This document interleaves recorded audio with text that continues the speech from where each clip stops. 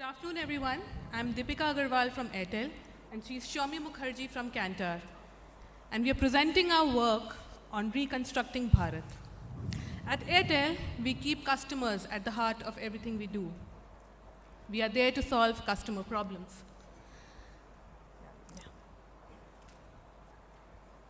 We are there to solve customer problems. Customer problems and tensions are very often linked to their occupation, their affluence, and their life stage, as you can see. These three things combined actually define what we call as occupational cohort at Airtel. For example, most of us in the room would either be early jobbers, mature professionals, or businessmen. There are other occupational cohorts like affluent housewives, non-affluent housewives, students, so on and so forth. But whose problems do we prioritize depends on the size of the occupational cohort and size of the total addressable market. Until now, there existed no unified or legitimate data source that could actually help us size these occupational cohorts. Precisely the reason we went to Kantar and said, can you help us size these occupational cohorts at a district level in India? Airtel's research brief had two major requests. One, to estimate the population at a district level, and two, to layer it over with an occupational profile. What was the challenge?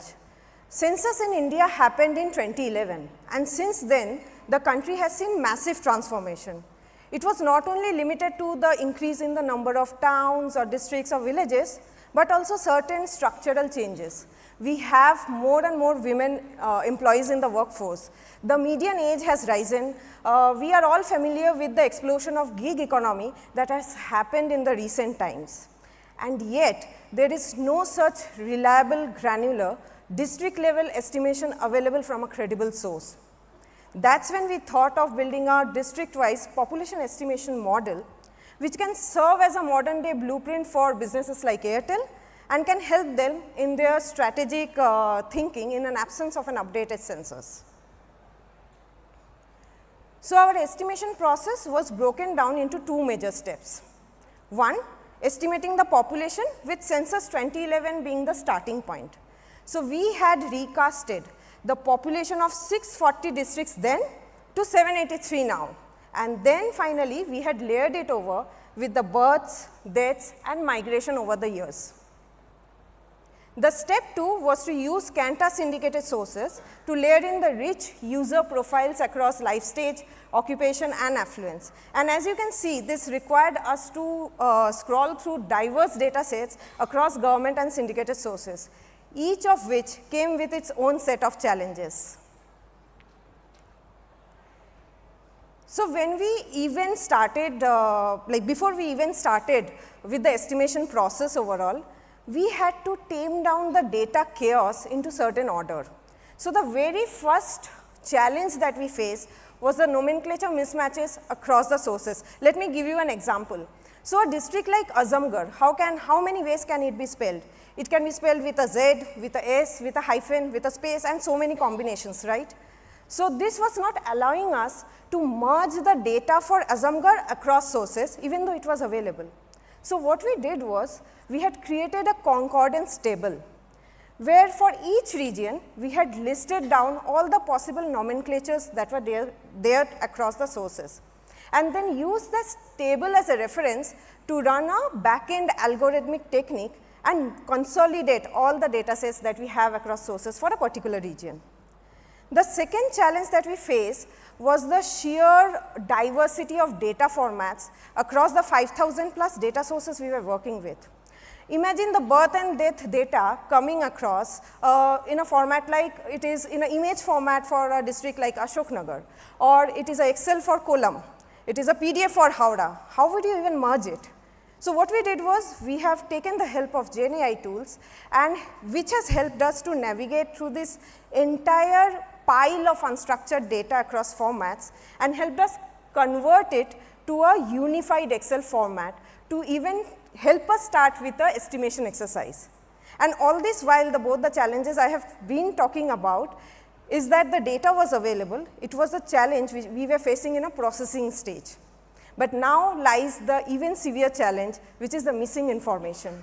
And in our case, it was largely of two kinds. One, they were missing birth and death data across districts for certain years.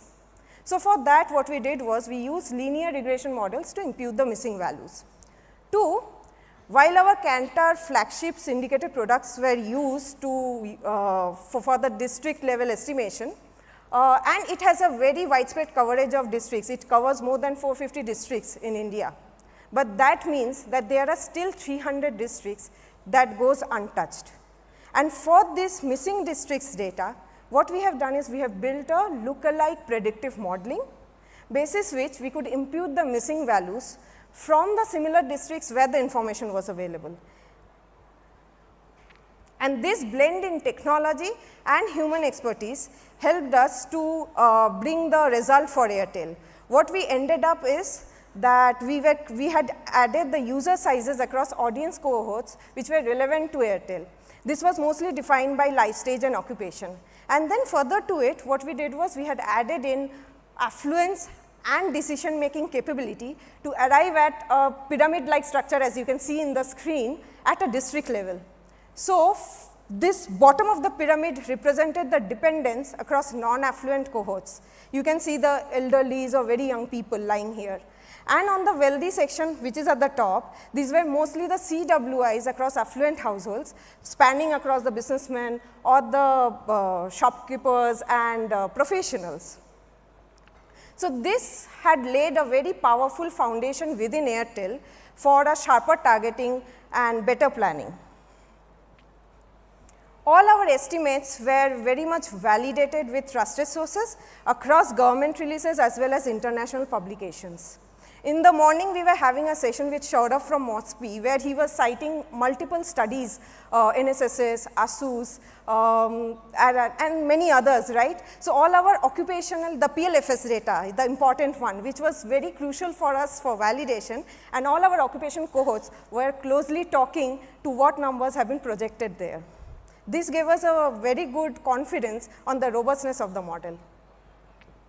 Well, and how did Airtel use this? Well, let's see the length and breadth of Airtel business we have today. We are a household name when it comes to mobility, broadband, and DTH. We run our own financial services, bank, and an entertainment app. We have an equally growing and thriving B2B business, where we sell internet services, IoT, CPaaS, so on and so forth. Having said this, this is the only study that has the potential to impact the business 360 degree. It touches all the length and breadth of Airtel businesses. For example, at a district level, where should we put our next site? Which districts should we prioritize to next fiberize? Who are the underbanked? Also, what's the size of the exploding gig economy in the country today? In fact, as soon as the study was released, it was immediately put to use to size a very promising, attractive cohort of the future for Airtel. Who are they? Where are they? What are they doing? It helped us write very sharp proposition for this cohort. Net-net, it is one of the most potent pieces of work Airtel has ever done that's going to stay on our shelves for the next 2 years at least. Thank you. Thank you.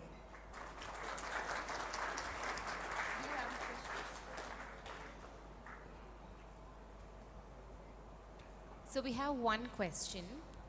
They want to understand the exact breakdown of how you identified that each district had n number of various versions of the names. Like you said, there are different spellings, right? They want to understand the breakdown of how you arrived at these are the only existing spellings of it.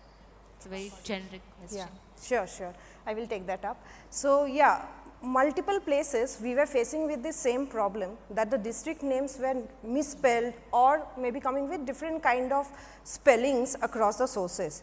So we did use GenAI over here also, and we had taken some common IDs. So there were certain districts which had a code associated with it, or certain district has split into two further districts but have a state name associated with it. So with certain hooks in place, we have taken those into action, used AI to pull in the all probable combination of names that are available across the relevant sources that we are looking for. And for a region, for a particular region, we have listed down that exhaustive list and use that in the backend to run an algorithmic technique to fetch all the related data across the combinations that we have. And that's how we managed it. Great. Another question, it's more like something that they want to know. They want to see if there is any interesting finding that you've come up with from a district versus district perspective. Any interesting anecdote that you would like to share probably? Sure, sure. So, on a district level, apart from the district level, the global finding that we had was a steep fall in the agricultural workforce and the shift of this workforce towards a gig economy. And this extent of shift was higher in certain districts, much prevalent in certain districts, which are more lower tier and rural focus than an urban one. So, this was one of the interesting insights that we came across while we did our study. Great. Thank you so much. Thank you. Thank you.